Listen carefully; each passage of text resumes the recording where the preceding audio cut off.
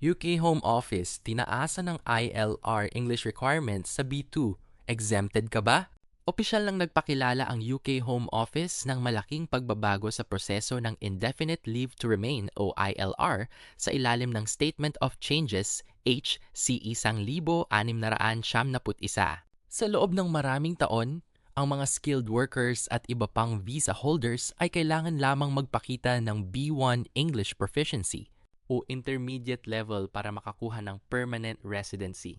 Ngayon, ang requirement na ito ay tataas na sa B2 o upper intermediate level na mas mataas at mas demanding. Gayunpaman, may mahalagang grace period na poprotekta sa libo-libong current visa holders. Sa ilalim ng Final Transitional Provisions, hindi kailangan ng bagong English language test para sa ILR applications na isusumite bago ang ika-26 ng Marso, 2027. Basta napatunayan mo na dati ang B1 requirement. Mas malalim na paliwanag, sino ang apektado ng bagong test. Hinahati ng bagong rules ang applicants sa dalawang legal timelines.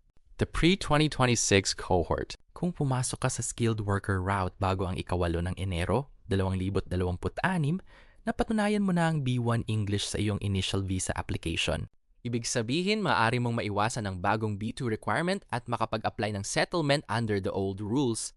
Pero dapat maisumite ang iyong ILR application bago ang strict deadline na ika-26 ng Marso, 2027. The post-2026 cohort. Ang mga nag-apply ng skilled worker visa on or after ika-8 ng Enero, 2026 ay sakop na agad ng mas mataas na B2 English requirement sa entry stage pa lang. Para sa kanila, ang existing B2 test na nasa home office record ay maaring sapat na para sa ILR requirement. Ibig sabihin, hindi na sila kailangang kumuha ng bagong exam provided na ang original test provider nila ay nananatiling home office approved. Ano ang ibig sabihin nito para sa dependent partners? Isang importanteng detalye na madalas nakakaligtaan ay ito.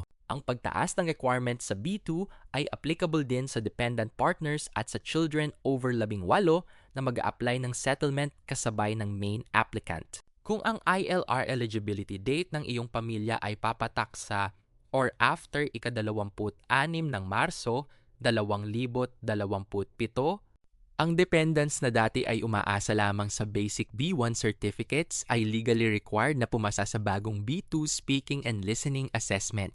Kung hindi ito mapaghandaan, maaaring magdulot ito ng unexpected financial burden o kaya naman ay mapilitan ng pamilya na mag-extend muna ng visa imbes na makakuha agad ng permanent settlement.